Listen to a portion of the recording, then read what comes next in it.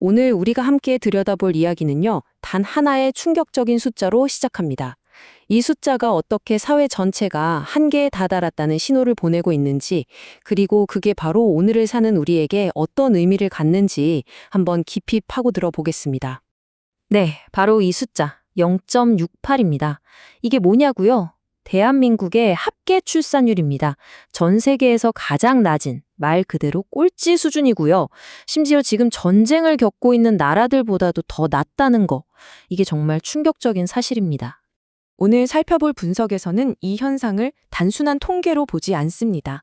이건 일종의 생물학적 사망 선고이자 이 지옥 같은 경쟁 사회를 내 아이에게는 절대 물려주지 않겠다는 아주 단호하고 집단적인 결정이라는 거죠. 자, 그럼 본격적으로 시작해 볼까요? 아니, 도대체 어떻게 여기까지 오게 된 걸까요? 먼저 이 문제의 심각성을 가장 크게 울리는 경고음, 그 증상부터 한번 짚어봐야 합니다. 그러니까 이게 그냥 아이를 안 낳는다는 차원을 넘어서는 거죠. 일종의 저항이라는 거예요. 내 아이에게만큼은 이 지옥 같은 경쟁을 물려주지 않겠다. 이런 선언인 셈이죠. 생각해보세요. 아이 하나 키우는데 최고급 교육은 기본이고 명품 유모차에 부모가 되기 위한 비용이 이건 거의 불가능할 정도로 치솟아 버렸으니까요. 자, 그럼 이 지옥은 대체 무엇으로 만들어졌을까요? 우리 사회를 병들게 하는 그 압력들, 즉 증상들을 하나하나 살펴보면서 병의 근원을 진단해 보겠습니다. 이게 그냥 친구들이랑 사진 공유하고 그러는 수준이 아니잖아요. 소셜미디어 속에서 나는 늘 행복하고 잘 나가야만 하는 거죠. 사실은 그렇지 않은데도요. 이렇게 존재하지도 않는 완벽한 삶을 연기하는 거, 이게 바로 우리 영혼을 갉아먹는 24시간짜리 디지털 감옥이라는 겁니다. 이 그래프가 아주 흥미로운데요. 바로 평균 올려치기라는 개념을 보여줍니다. 소셜미디어에 넘쳐나는 화려한 삶들이 마치 보통 사람들의 평균인 것처럼 보이게 만드는 거죠. 그래서 평범한 대다수의 사람들은 나만 왜 이럴까 하면서 스스로를 실패자처럼 느끼게 만드는 일종의 집단 가스라이팅 효과라고 할 수 있습니다. 바로 이런 과시욕이 카푸어 현상 같은 걸 만들어내는 겁니다. 월급 대부분을 차 할부금으로 쏟아붓고 정작 자신은 컵라면으로 끼니를 때우는 거죠. 성공했다는 걸 보여주기 위한 이 엠블럼의 무게가 결국 우리를 빚의 굴레로 밀어넣고 있는 겁니다. 하지만 이런 과시나 경쟁, 이게 다가 아닙니다. 더 깊은 곳에 근본적인 원인이 숨어 있어요. 오늘 분석은 이 모든 현상이 결국 우리가 발딛고 있는 이 시스템 자체를 더 이상 믿을 수 없게 됐기 때문이라고 주장합니다.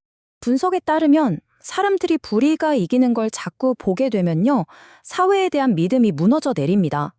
어차피 힘 있는 놈들이 다 해먹는 세상이라는 생각이 들면 사람들은 희망을 버리고 극단적인 개인주의와 절망 속으로 숨어버리게 되죠. 미래를 함께 만들어갈 의지 자체가 사라져버리는 겁니다. 하지만요, 이런 절망적인 시스템 속에서도 다른 길을 찾은 사람들이 있습니다. 이른바 충분함을 선택한 반항아들이죠. 이들을 통해서 우리가 앞으로 나아갈 길을 한번 모색해 보겠습니다. 첫 번째 인물, 바로 전설적인 배우 주윤발입니다. 수천억 대의 자산가지만 전 재산을 기부하겠다고 약속하고 평소에는 지하철을 타고 재래시장을 다닙니다. 화려한 삶 대신 소박한 삶을 선택한 거죠. 이 말이 핵심입니다. 가치의 기준을 완전히 바꾼 거죠. 남에게 어떻게 보이느냐가 아니라 나 자신이 얼마나 편안하고 만족하는지가 중요하다는 겁니다. 다음은 키아누 리브스입니다. 세계적인 스타지만 그는 그들만의 세상에 갇히기를 거부하죠. 지하철을 타고 공원 벤치에 혼자 앉아 샌드위치를 먹고 주변 사람들과 스스럼 없이 어울립니다. 진정한 연결을 선택한 겁니다. 정말 멋진 말이죠. 슈퍼스타라는 화려한 연기를 하는 대신 그저 한 명의 평범한 인간으로 존재하고 싶다는 선언. 이게 바로 그가 보여주는 저항의 방식입니다. 그리고 여기 세상에서 가장 가난한 대통령으로 불렸던 호세 무히카가 있습니다. 대통령 시절에도 낡은 자동차를 직접 몰고 월급의 대부분을 기부하며 살았죠. 리더십이 무엇인지에 대한 생각을 완전히 뒤집어 놓았습니다. 이 말 정말 곱씹어 볼 만하지 않나요? 우리가 물건을 살 때 내는 건 돈이 아니라 그 돈을 벌기 위해 바쳤던 내 인생의 시간이라는 겁니다. 소비주의의 본질을 꿰뚫는 아주 강력한 통찰이죠. 바로 이 반항아들이 우리에게 보여줍니다. 이 미친 경쟁 시스템에서 벗어나는 게 가능하다는 걸요. 오늘 살펴볼 글은 이들의 철학을 바탕으로 우리가 이 끝없는 욕망의 굴레에서 플러그를 뽑을 수 있는 7가지 방법을 제안합니다. 자, 그렇다면 이들의 교훈을 우리 삶에 어떻게 적용할 수 있을까요? 우리를 조종하는 이 거대한 매트릭스에서 어떻게 하면 탈출할 수 있을까요? 자, 그럼 첫 세 단계부터 볼까요? 핵심은 바로 내면을 다스리는 겁니다. 첫째, 사회가 정해놓은 끝없는 성공 기준. 그거 과감히 버리고 나만의 충분함을 선언하는 거예요. 난 이 정도면 됐어. 하고요. 둘째, 바로 디지털 디톡스. 끊임없이 남의 삶 훔쳐보면서 비교하고 질투하는 그 알고리즘에서 플러그를 뽑아버리는 거죠.